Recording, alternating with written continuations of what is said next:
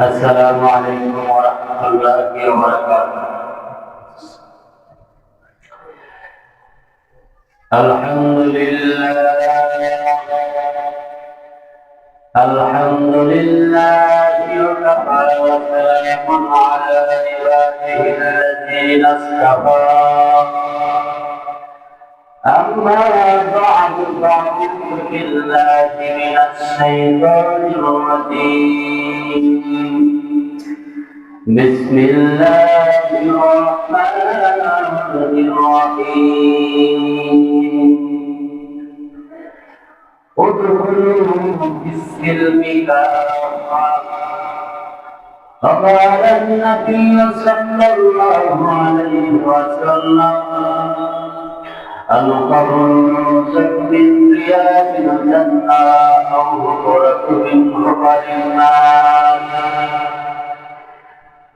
আলহামদুলিল্লাহ, সমস্ত প্রশংসা সেই মহান পাকের দরবারে, যেই মহান রব্বুল আলামিন দয়া করে মায়া করে এই দুনিয়ার সমস্ত ফিতনা ফাসাদকে উপেক্ষা করে আল্লাহর ঘর মসজিদে এসে জুমার নামাজ আদায় করার জন্য এবং কোরআন এবং হাদিসের আলোকে কিছু কথা বলার জন্য এবং শোনার জন্য যেই মহান রব্বুল আলামিন আমাদেরকে তৌফিক এনায়েত করে দিলেন, সেই মহান পাকের দরবারে একবার উচ্চ স্বরে বলি আলহামদুলিল্লাহ। আরে জোরে বলি আলহামদুলিল্লাহ। আমরা সামনের কাতারটা পুরো করে বসি, সামনের কাতার খালি, সবাই সামনের কাতারে আসি। আমি আপনাদের সামনে মহান আল্লাহ রাব্বুল আলামিন হযরত জিবরাইল ফেরেশতা ২২,০০০ আগমনের মাধ্যমে পবিত্র কোরআন শরীফের ৬,৬৬৬টি আয়াত বিশিষ্ট একখানা কোরআনুল কারীম নাযিল করেছেন। সেই মহান পাকের কোরআনুল কারীম থেকে ছোট্ট একটা আয়াতে কারিমা তেলাওয়াত করেছি এবং রাসূল আকরাম সাল্লাল্লাহু আলাইহি ওয়াসাল্লামের অসংখ্য অগণিত হাদিস থেকে ছোট্ট একখানা হাদিসে কারিমা তেলাওয়াত করেছি। আল্লাহ রাব্বুল আলামিন যদি আমাকে তৌফিক দান করেন, উক্ত হাদিস এবং কোরআনের আয়াতের আলোকে কিছু কথা বলার জন্য চেষ্টা করব। ওয়া মা তাওফীকি ইল্লা বিল্লাহ। এই যে আমরা জুমার নামাজের দিন একত্রিত হয়েছি, আমরা কি খেয়াল করি এবং শোনার চেষ্টা করেছি, বোঝার চেষ্টা করেছি জুমা কাকে বলে? জুমা কোথা থেকে আসলো, কেমন আসলো, কিভাবে আসলো, জুমার দিন কাকে বলে, সেই বিষয়ে আমাদের প্রত্যেকের জানা দরকার আছে না? জুমা দিন সম্পর্কে বিভিন্ন মতামত মুহাদ্দিসিনে কেরাম পেশ করেছেন। বহু মতামত কিতাবের ভিতরে উল্লেখ আছে। একটা মতামত হলো ইয়াউমুল জুমা এই জন্য বলা হয়, জুমা শব্দের অর্থ হলো একত্রিত হওয়া। হযরত আদম আলাইহিস সালামকে যখন আল্লাহ রাব্বুল আলামিন সৃষ্টি করার জন্য মন স্থির করলেন, চিন্তা ভাবনা যখন করলেন হযরত আদম আলাইহিস সালামকে বানালেন, তখন পৃথিবীর বিভিন্ন জায়গা থেকে মাটির সংগ্রহ করে একত্রিত করলেন। এই যে হযরত আদম আলাইহিস সালামকে বানানোর জন্য যে বিভিন্ন জায়গা থেকে মাটি একত্রিত করে বানালেন, সেই দৃষ্টিকোণ থেকেও জুমার দিনকে ইয়াউমুল জুমা বলা হয়।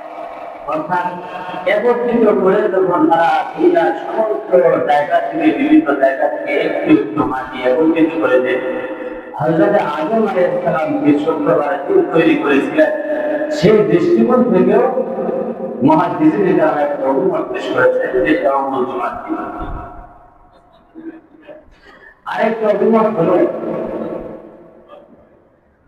আল্লাহ রাব্বুল আলামিন জান্নাতের ভিতরে জুমার দিনে জান্নাতের সর্বোচ্চ স্থান মাজিদ নামক স্থানে সমস্ত নবী রাসূলগণ উম্মত নিয়ে হাজির হবে। সেখানে একটা অনুষ্ঠান করে আল্লাহ রাব্বুল আলামিন বান্দাদেরকে দর্শন লাভ করাবেন। বলেন না একবার সুবহানাল্লাহ। জান্নাতের ভিতরে সর্বোচ্চ স্তরের একটা জায়গার নাম হলো মাজিদ নামক স্থান। সেই জায়গায় আল্লাহ রাব্বুল আলামিনের যত নবী রাসূলগণ আছে প্রত্যেকটা নবী রাসূলগণ উম্মত নিয়ে হাজির হবে জান্নাতের সর্বোচ্চ স্তরের মধ্যে একটা স্থান মাটির নামক স্থান, সেখানে সমস্ত নবী রাসূল উম্মত নিয়ে হাজির হবে। হাজির হয়ে সবাই অপেক্ষা করতে থাকবে জুমার দিন, পবিত্র শুক্রবার দিন আল্লাহ আমাদেরকে দেখা দিবে।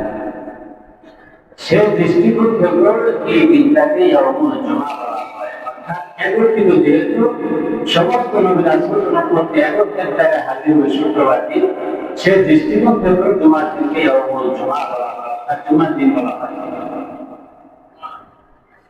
রাসূল আকরাম সাল্লাল্লাহু আলাইহি ওয়াসাল্লাম ইরশাদ করেছেন, জুমার দিনে যে সমস্ত মানুষরা আগে আগে মসজিদে এসে সামনের কাতার পরিপূর্ণ করে বসবে, কিয়ামতের কঠিন ময়দান শুরু হয়ে যাবে। কিয়ামতের কঠিন ময়দান শুরু হওয়ার পরে মানুষ যখন বিচার ফয়সালা করে জান্নাতে আগমন করবে, তখন ওই যে জান্নাতের যে মাটির নামক স্থানে যে মানুষ একত্রিত হবে, রাসূল আকরাম সাল্লাল্লাহু আলাইহি ওয়াসাল্লাম মিম্বারের ভিতরে বসে থাকবেন। দুনিয়ার ভিতরে শুক্রবার জুমার নামাজে তাড়াতাড়ি এসে সামনের কাতার পরিপূর্ণ করার কারণে তারা সেই দিন জান্নাতের ভিতরে রাসূল যখন জুমার খুতবা দিলে মিম্বারে বসবে, তখন এই সুযোগটা লাভ করবে সামনের কাতারে বসা। তাহলে আমাদের প্রত্যেকের উচিত, বিশেষ করে জুমার দিন, আমাদের প্রত্যেকের উচিত জুমার দিনে তাড়াতাড়ি গোসল করে পবিত্র হয়ে ইমাম সাহেব যখন জুমার বয়ান দিবেন, তার আগে আমরা পাক পবিত্র হয়ে জুমার নামাজের সম্পর্কে যে ইমাম সেগুলি শোনার জন্য আমরা তাড়াতাড়ি চলে আসবো এবং প্রত্যেকেই সামনের কাতারগুলি পুরা করে বসার জন্য চেষ্টা করবো। কারণ ইনশাআল্লাহ আমরা সবাই আমি আপনাদের সামনে যে আয়াতের কালিমা তেলাওয়াত করেছি, আল্লাহ রাব্বুল আলামিন সেই আয়াতের ভিতরে বলেছেন, উদখুলু ফিস-সিলমি কাফা, হে বান্দারা তোমরা ইসলামের ভিতরে পরিপূর্ণভাবে প্রবেশ করো। যদি ইসলামের ভিতরে পরিপূর্ণভাবে প্রবেশ করো, তাহলে রাসূল হাদিসে পরিষ্কার করেছেন, আল কাবরু রাওযাতুম মিন রিয়াদিল জান্নাহ ওয়া হুফরাতুম মিন হুফারিন নার। যদি আল্লাহর হুকুমগুলো যদি তোমরা ঠিকঠাক মতো আদায় করো, তাহলে আমি রাসূল বলতেছি তোমাদের কবরটা হয়ে যাবে মৃত্যুর পরে জান্নাতের বাগান। আর যদি আল্লাহ রাসূল এবং আল্লাহর বিধানগুলো ঠিকঠাক মতো পালন না করো, তাহলে মরার সাথে সাথে আল কাবরু রাওযাতুম মিন রিয়াদিল জান্নাহ ওয়া হুফরাতুম মিন হুফারিন নার, তোমাদের ঠিকানা হয়ে যাবে জাহান্নাম। তোমাদের ঠিকানা জাহান্নাম যত বড় হবে, তোমরা অনন্তকাল শীতকাল সেখানে অবস্থান করবে। আল্লাহ রাব্বুল আলামিন তার পবিত্র কালাম শরীফের ভিতরে ৬৬৬৬ আয়াতের ভিতরে একটি আয়াত বলেছেন, উদখুলু ফিস-সিলমি কাফা, ও বান্দা তোমরা ইসলামের ভিতরে প্রবেশ করো। আল্লাহ রাব্বুল আলামিন তার ৬৬৬৬ আয়াতের ভিতরে ছোট্ট একটা আয়াত তেলাওয়াত করেছেন, উদখুলু ফিস-সিলমি কাফা, বান্দারা তোমরা ইসলামের ভিতরে পরিপূর্ণভাবে প্রবেশ করো। সুতরাং আল্লাহ রাব্বুল আলামিন ইসলামের ভিতরে পবিত্র কালামুল্লাহ শরীফের ভিতরে পরিপূর্ণভাবে প্রবেশ করার জন্য বলেছেন। আমরা যদি দুনিয়ার ভিতরে নামাজ, রোজা, হজ, যাকাত, আল্লাহর যত বিধান আছে সমস্ত বিধানগুলো যদি ছেড়ে দিই, তাহলে তো আমরা ইসলামের ভিতরে পরিপূর্ণভাবে প্রবেশ করতে পারলাম না। রাসূল আকরাম সাল্লাল্লাহু আলাইহি ওয়াসাল্লাম বলেছেন, আমার উম্মতের মধ্যে যে সমস্ত উম্মতেরা আমার বিধানগুলোকে, আমার হুকুমগুলোকে পালন করবে, কিয়ামতের কঠিন ময়দান যেদিন শুরু হয়ে যাবে, মানুষের হাসির ময়দানে অবস্থান করবে। হাসরের ময়দানে অবস্থান করে, হাসরের ময়দানে অবস্থান এমন কঠিন হবে, মানুষেরা বিভীষিকাময় আমার দৃশ্যের মুহূর্তের ভিতরে একটা আওয়াজ আসবে হাসরের ময়দান থেকে, পানি পানি। মানুষেরা হাসরের ময়দানে উত্তাল তরঙ্গে রক্তের তাপের যুগে মানুষের চেহারা বিকৃত হয়ে যাবে। সেই দিন যে পানি পানি করে তখন চিৎকার মারবে। রাসূল বলেন, আমার বিধানগুলো যে সমস্ত আমার উম্মতেরা ঠিকঠাক মতো পালন করে যাবে, সেই দিন আমার উম্মত বলবে, আমি আল্লাহ, আমি নবী মুহাম্মদুর রাসূলুল্লাহ সাল্লাল্লাহু আলাইহি ওয়াসাল্লাম সিজদায় পড়ে যাব হাসরের ময়দানে। প্রভু,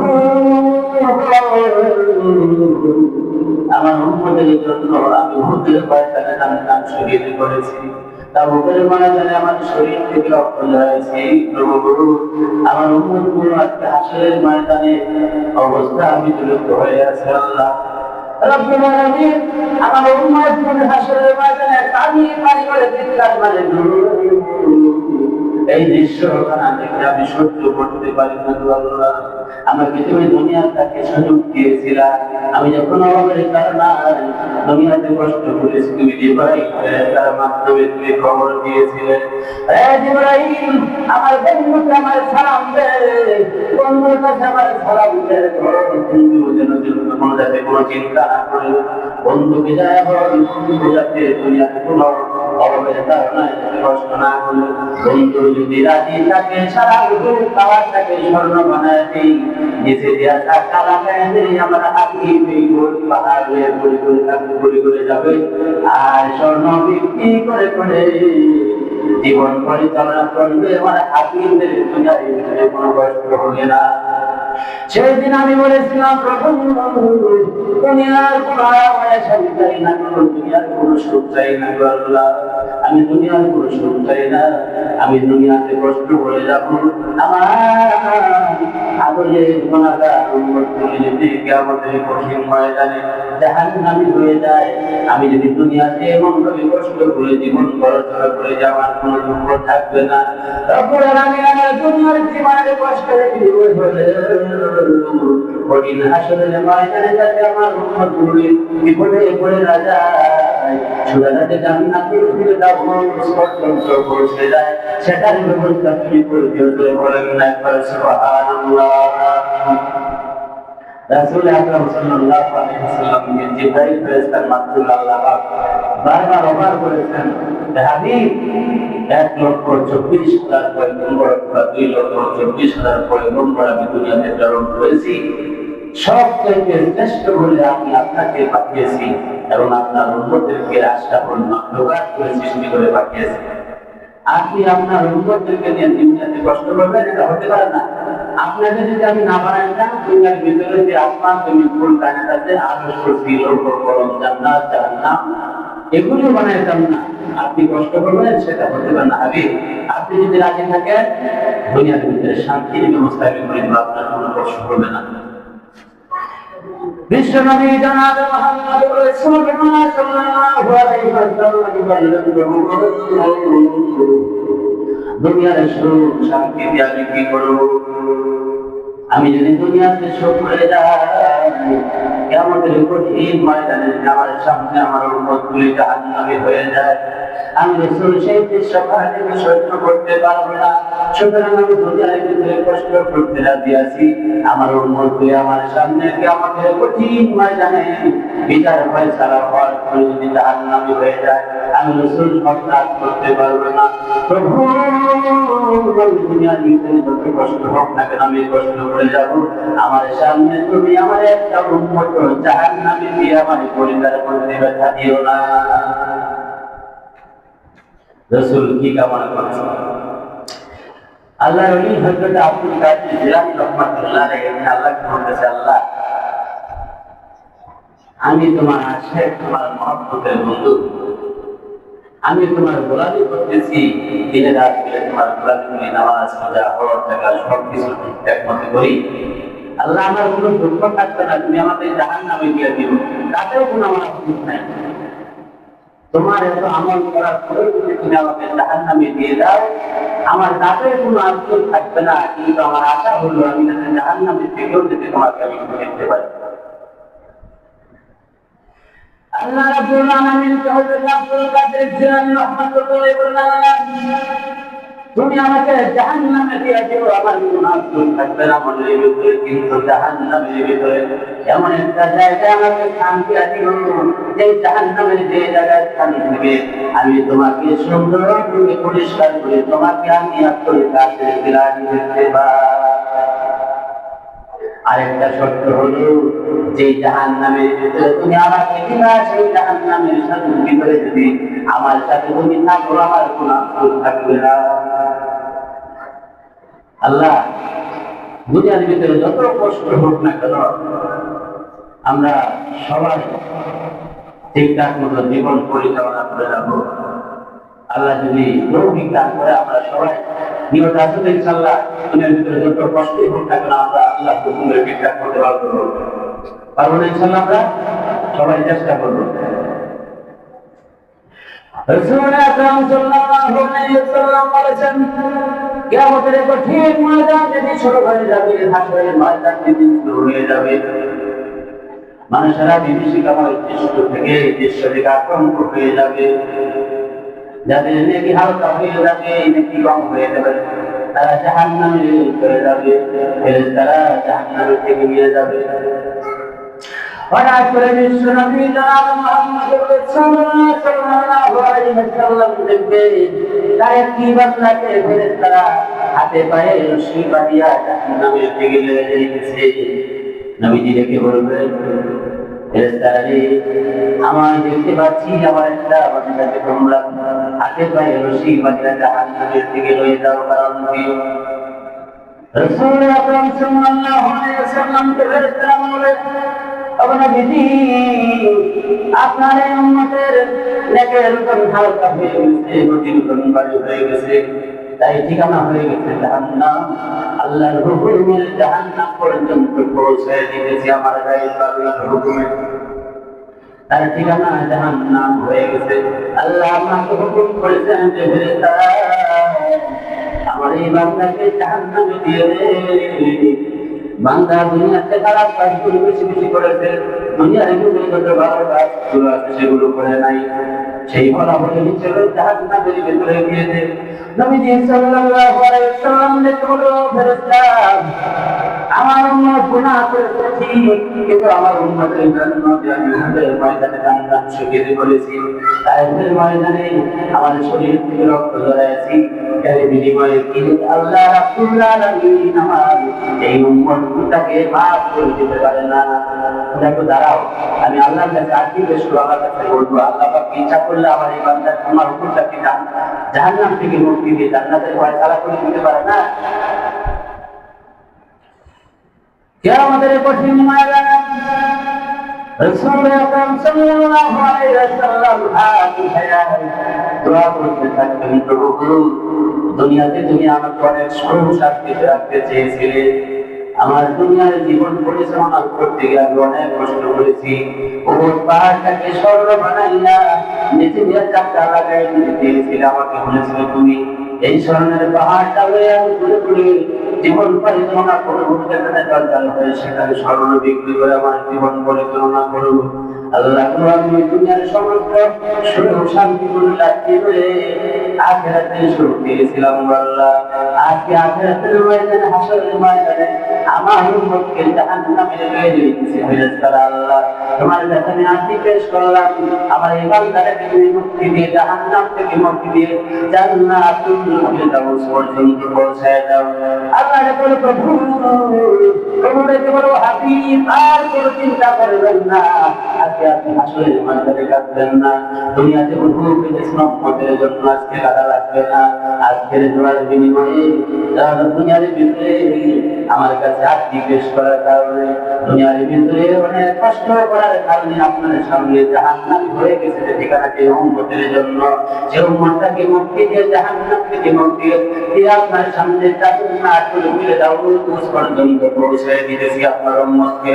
জোরে বলেন না একবার সুবহানাল্লাহ, জবানটাকে খুলে দিয়ে বলেন সুবহানাল্লাহ। আমরা সেই নবী রাসূল আকরাম সাল্লাল্লাহু আলাইহি ওয়াসাল্লাম রাসূল জীবন পরিচালনা করতে গিয়ে কত কষ্ট করেছেন, রাসূল বলেছেন আমার উম্মত পূর্বে জীবনে যদি হাসরের ময়দানে বিচারের ফয়সালা করার পরে যদি জাহান্নামের দিকে নিয়ে যায় আমি রাসূল বরদাস্ত করতে পারবো না। সুতরাং হে আমার উম্মতরা তোমরা দুনিয়ার ভিতরে ভালো ভালো কাজগুলো করে যাও। আল্লাহ রাব্বুল আলামিন বলেছেন হে আমার বান্দারা তোমরা পুরোপুরি মুসলমান না হয়ে কবরে চলে যেও না। তোমরা যদি পুরোপুরি মুসলমান না হয়ে যদি কবরে আসে পড়ো কবরটা হয়ে যাবে তোমাদের জন্য জাহান্নামের বাগান, জাহান্নামের গর্ত হয়ে যাবে, জান্নাতের ঠিকানা তোমরা পাবে না।